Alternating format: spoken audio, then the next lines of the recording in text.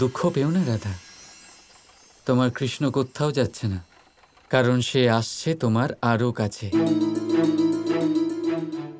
এক নতুন রূপে, গোপা দেবীর রূপে।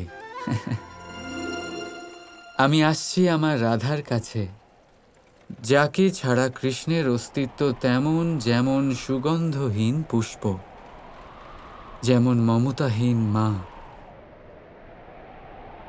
আমি আসছি রাধা।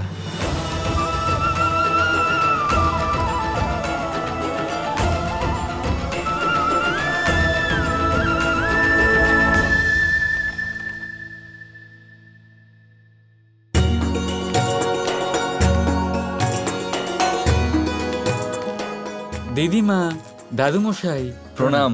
কানাই, বলরাম, আয়ুষ্মান ভব, নারায়ণ তোমাদের কল্যাণ করুন।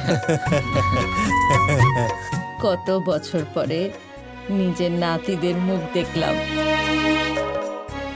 আরে কত রোগা হয়ে গেছো।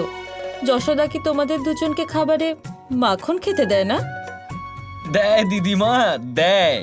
আমি তোমাদের দুজনের জন্য এক্ষুনি মাখন আনছি।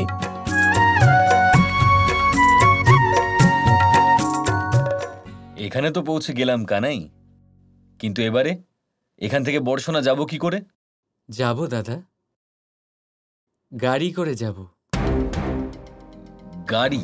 বর্ষণা যাওয়ার জন্য আমাদের গাড়িও তৈরি, আর তা আমাদের সাথেই এইখান অব্দি এসেছে। আচ্ছা,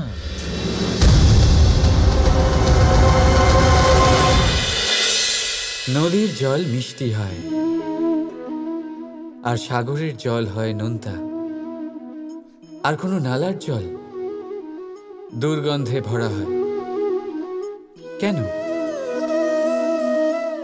নদীর জল মিষ্টি হয় কারণ সে সকলকে জল দেয়, সাগর জল নেয়, আর তাই জন্য নোনতা হয়। আর নালা, সে বওয়া বন্ধ করে দেয়, আর সেই কারণেই তা দুর্গন্ধময় হয়ে ওঠে, সে কাজের অযোগ্য হয়ে ওঠে। আমাদের জীবনেও অনেকটা এমনটাই হয়ে থাকে। যদি নদীর মতন জীবনে কিছু দিতে শেখেন, তাহলে জীবনে মিষ্টত্ব বজায় থাকবে। যদি সাগরের মতন ভাগ দেওয়ার বদলে শুধু সঞ্চয় করতে থাকেন, তাহলে মনে তিক্ততা ভরে থাকবে। আর যদি নালার মতন বওয়া বন্ধ করে দেন, কর্ম করা ছেড়ে দেন, তাহলে কাজের অযোগ্য হয়ে যাবেন।